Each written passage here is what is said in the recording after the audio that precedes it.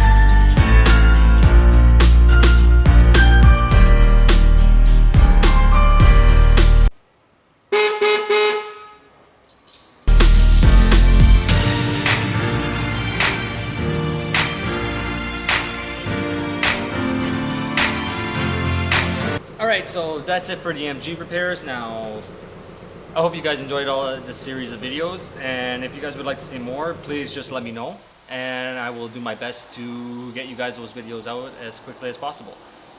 And please like, subscribe, and comment, and I will see you guys next time.